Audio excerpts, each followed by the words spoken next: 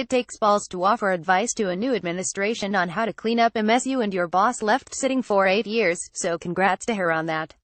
I wonder if she already has her "We Can Learn to Live with Iranian Nuclear ICBMs" OPT written for 2024 or whenever that ends up happening. Not to be that guy who goes around telling Democrats, "This is how you got Trump, but this is how you got Trump first." Though we can never legitimize North Korea as a nuclear power, we know it is highly unlikely to relinquish its sizable arsenal because Mr. Kim deems the weapons essential to his regime's survival. The North can now reportedly reach United States territory with its ICBMs. The challenge is to ensure that it would never try. By most assessments, Mr. Kim is vicious and impetuous but not irrational. Thus, while we quietly continue to refine our military options, we can rely on traditional deterrence by making crystal clear that any use of nuclear weapons against the United States or its allies would result in annihilation of North Korea. Defense Secretary James Mattis struck this tone on Wednesday. The same red line must apply to any proof that North Korea has transferred nuclear weapons to another state or non-state actor. Second, to avoid blundering into a costly war, the United States needs to immediately halt the reckless rhetoric. John Kelly, Mr. Trump's chief of staff, must assert control over the White House, including his boss, and curb the Trump surrogates whipping up Cuban Missile Crisis fears.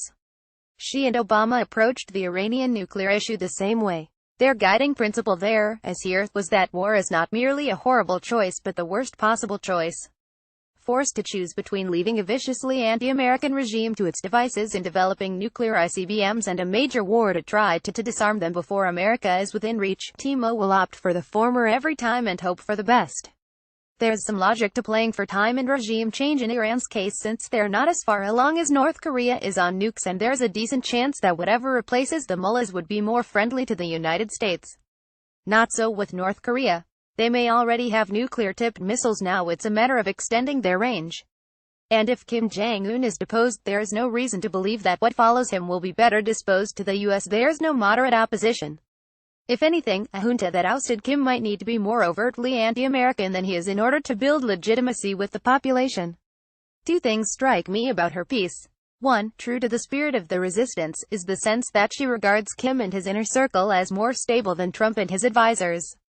Kim is vicious and impetuous but not irrational, she argues. Meanwhile, criticizing Trump, she notes that rational, steady American leadership can avoid a crisis and counter a growing North Korean threat. One leader is not irrational while the other implicitly is. Also, Trump and his surrogates are guilty of reckless rhetoric, but Kim's rhetoric, in Rice's words, is belligerent and colorful. We can live with North Korean nuclear weapons threatening the world, but Trump threatening the world, she seems more iffy on that. I'm also struck by how internally incoherent her advice is. She admits in the excerpt above that Kim's not going to give up his nuclear arsenal. The regime's prestige depends on it. If they turned around after decades of telling their people that nukes are the great equalizer between them and America and made a deal to give those nukes away, the Kim mystique might collapse. It's foolish to expect him to give up his nuclear chips. So, what's the point of this, then? Fourth, we must continue to raise the costs to North Korea of maintaining its nuclear programs. Ratcheting up sanctions, obtaining unfettered United Nations authority to interdict suspect cargo going in or out of the North, increasing Pyongyang's political isolation and seeding information into the North that can increase regime fragility are all important elements of a pressure campaign. A pressure campaign to what end? If you're convinced that nothing will pry the ICBMs out of Kim's hands, then a sanctions campaign aimed at increasing regime fragility seems like a terrible idea. One of the horrible implications of Rice's learn to live with it approach is that once you commit yourself to that position, the rational next step is to commit yourself to the regime's stability.